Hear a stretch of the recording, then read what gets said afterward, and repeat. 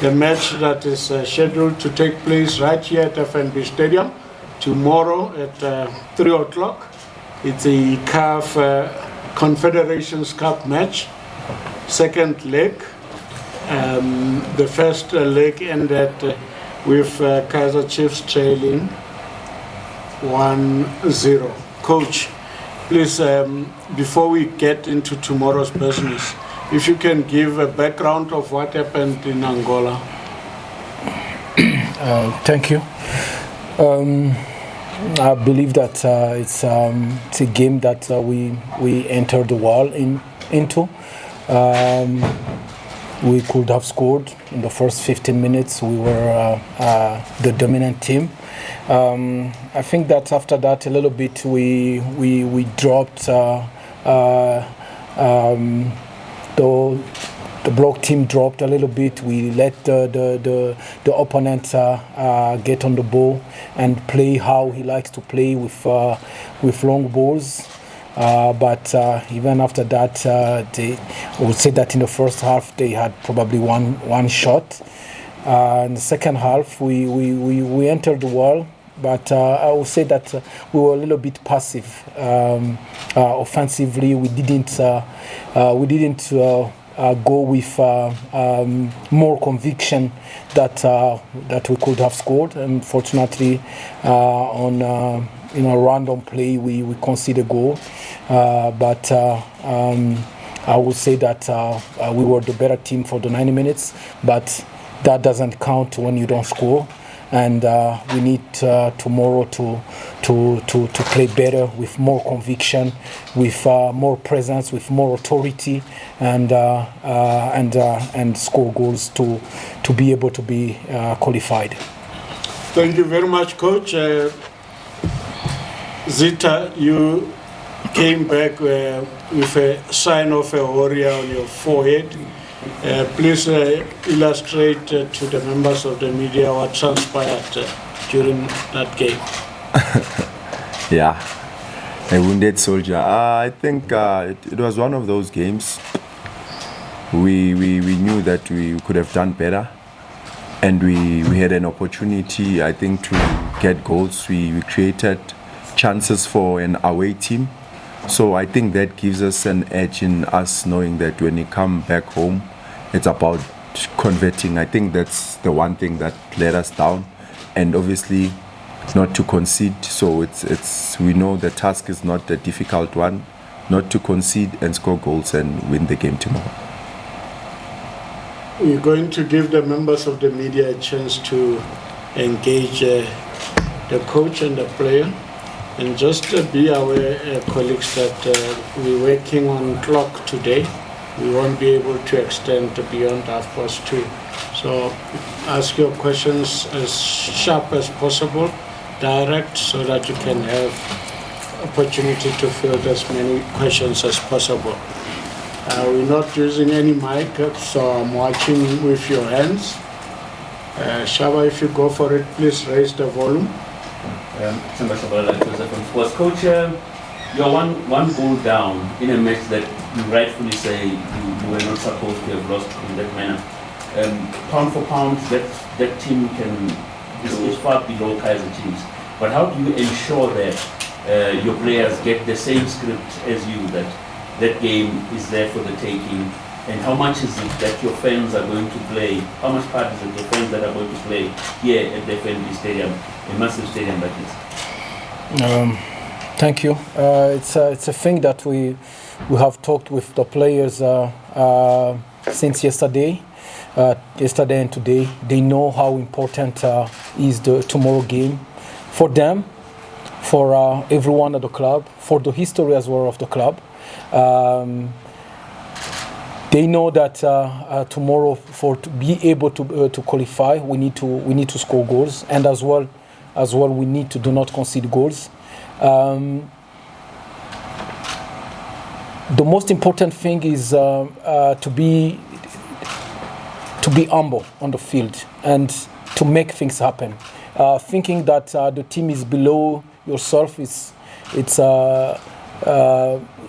not the right way to go into those games, because even if a team is below you, can get a free kick or set pieces and they score on you, and then after the game is difficult. But we need to go with the right mentality. We need to go there with authority, knowing that we are at home, and the fans are going to play a very, very, very big role, and we expect them to be there in numbers to support the boys and to push for to be the 12th man on the field, and the players are ready to do everything they can to make history for the club.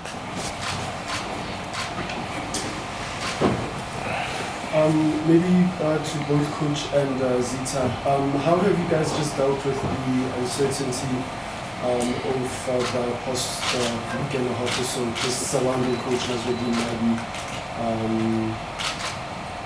Just how have you guys just been dealing with that as the Kaizer Chiefs come? Every team goes through such moments, and we are professional. We are here to work for our Kaizer Chief, and we know what is in front of us. The things that have happened now are behind us. We are looking forward to tomorrow with every inch of our I would say every inch of our heart, our concentration to make the fans proud, to make the club, to make the history for the club. Zitha? Yeah, I think the coach has covered it.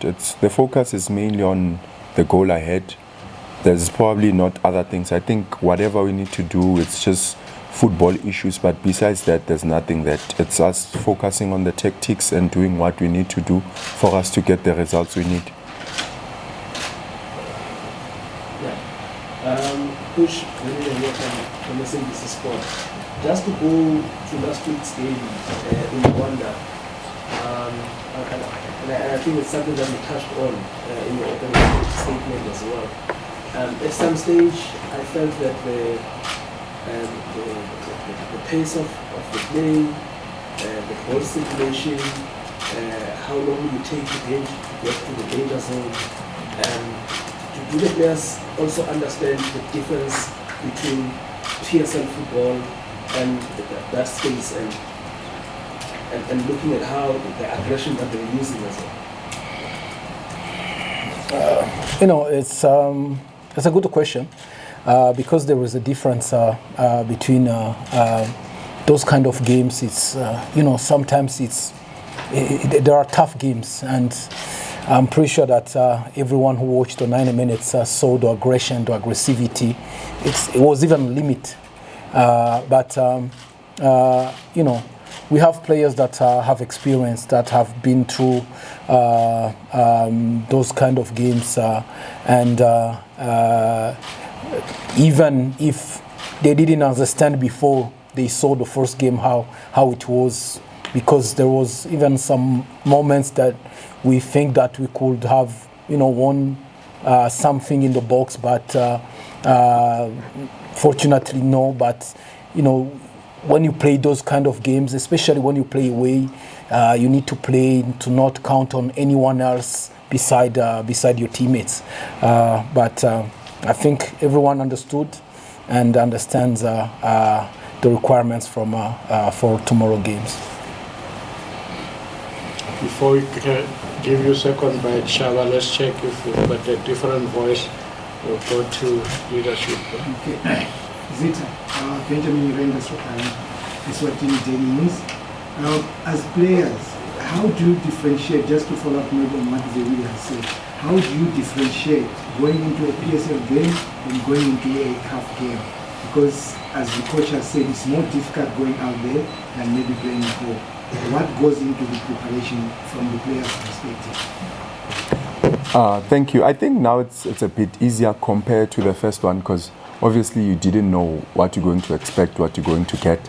But now it's literally going into the second half of the game, where the first half you saw how the opponents behave. We now know that they prefer being man on man, the physical, So it's us working on corrections on things that we've seen and we've experienced. So it's a bit better to maneuver in terms of you understand how they behave. So I think in our preparations, we know what they do, what they're capable of doing, and we just need to get solutions based on that. Let's give Shaba a second bite to get back to you, Clay. Yeah, Zitha, maybe both gentlemen, I mean, looking into your previous game, the PSL game that you played here, from where we're sitting at the stands, there was probably, for the lack of a better word, a confrontation between Ox and Miguel. They looked to be, at each other, and it didn't look friendly at all. But you as a leader, as something that you were aware of, and how do you deal with confrontation? Because you're dealing with overtaking human beings that are not coming from the same background, and you have to handle that matter there. I'm sure you picked it up yourself. I think that's Mena as a leader, and me seeing that I saw two teammates fighting for the good reasons. It's misunderstanding in that, and whoever trying to pass the message to say, come, let's do what's right, what's important for the team. It's not a confrontation in a bad way, but it's a constructive one for us to get to the goal that we want to achieve. Because in whatever that happened, it means one of the two didn't stick to the plan. Because in everything we do, there's a plan. And if probably one misses, we call the other one and said, no, we're supposed to do it this way. So it had nothing in a bad way, but positive to get the team together and keep going. Okay. Good afternoon, Zitha, and the coach as well. Zitha, I think you do know that football is a game of two results. So when you do win, it's going to be colorful at the end of the match. You lose, is a disaster.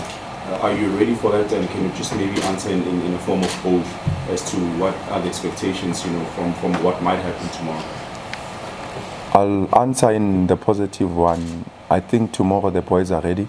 We're definitely going to do what's right for us, for the team, for the badge, and mostly for the country. So the focus is we're going to win the game tomorrow.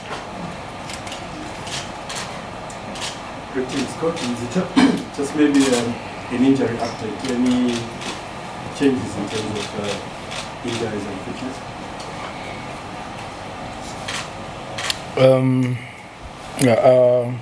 After the last game against Mazulu, unfortunately, Mayo can't feature. He's not registered yet. The deadline passed before he came to us. And as well, tomorrow we will be without Paseka Mako and Ndlovu that were injured in the last game.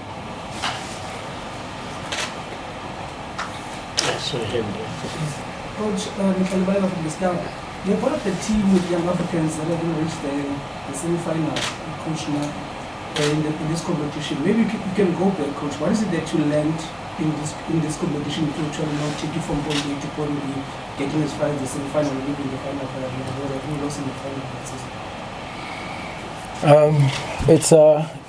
It's taking game by game, and it's the belief. It's the belief that everything can happen, and those CAF matches, they are different. They are different because, but the most important thing is it's to control the emotions. It's to control the emotions, because when you are overexcited, then it's not good as well. But the concentration, I know that is there, but we need to make as well sure that the players are not too much motivated, because that can lead to precipitation and bad decision making. But we are there, and we know that tomorrow it's a game against a difficult opponent, but we need to keep our minds very clear and not rush into anything. We know it's a game of 90 minutes. It's not gonna end in 20 minutes or in 30 minutes. We need to understand that, and I'm pretty sure that the boys they get it. We still have 10 minutes of a few questions, but I see there's no hand. I'm sure we'll spare that time for coffee outside. Let's go to Macarena. I see the hands are coming up. Go for it, Macarena. Yes. Zitha, obviously, when you look back, you know you're not here when the club reached the final in the Champions League, and it was COVID times. And now the crowd is back, and if you look at the crowd attendances, often being just in the last 2 matches, what would it mean for you guys to get to the group stage and have this kind of attention? Because I think Chiefs, when they reached one of the Champions League, was for the first time that they're in the group stage, but there were no fans. So what would it mean now? Now that they are fans and we are trying to turn things around. Thank you. I think it will mean a lot because obviously Kaizer Chiefs is Kaizer Chiefs because of the supporters. I think that on its own it's written. So we know the effect they have on the team, and when we do well, what it does to them, the happiness and whatever support we get. So as things stand now, tomorrow they come in numbers, they support us, we make them happy. We go into the group stages, and that on its own, it's a motivation, and it will add even more games for them also to experience that, and probably it's something different compared to probably the Betway games. This will be a CAF champion, so it's a different experience for all of us. So I think in this we need to be together and try push it going forward. Thank you very much. Last 2 questions, Kay? Coach, I think in no uncertain terms you are now leading the club alongside Coach Yusuf. How are you taking the pressure of leading such a massive club, and considering that there are huge expectations already? I think your backs up against the wall because then the result is needed. So for you personally, how are you taking all this pressure thus far? Thank you very much. I know that it's a massive club. It's not my first time to be in a situation like this. I've been I've led national teams. I've led young Africans. I've played in the Champions League. I have played in the CAF Confederation, and we are here. We are working for this club, and we know the expectations that are behind such a massive club. And what we can do is, we know the players, we know what is required every day, not only on the game day, but in everyday management of such a big club. We are there, and we are working very hard to ensure that this club goes in the right direction, and this club returns on where it belongs, which means on the top. Coach, just a bit of a follow-up on the coaching situation. From where we stand, we understand you were brought in by Coach Nabi. How does it feel that the person who brought you in is no longer there? Does he feel betrayed, or you feel lost without him? But you asking a question and answering it. No, you can't do that. Coach, try to answer.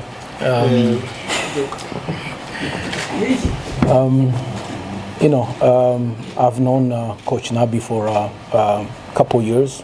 I have worked with him, and as him and me, we know the situation of the coaching job.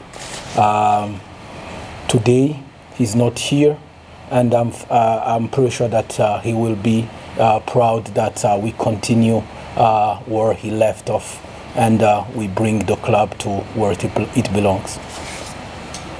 We close with your question.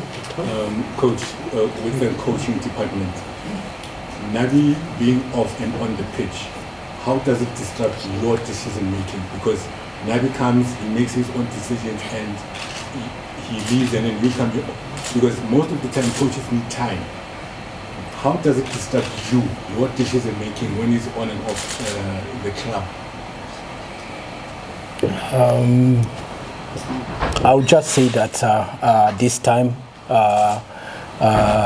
Coach Halil and myself, we are leading the team for tomorrow game, and there is no disruption in that. And every decision we take, we ensure that we are in a good space for tomorrow game. Thank you very much. In context of tomorrow's game, about the coach, if you ask, it must be context of to tomorrow's game. Coach, just to go on something, I mean, seeing that you are on this seat, what have you made of the winning Kaizer Chiefs?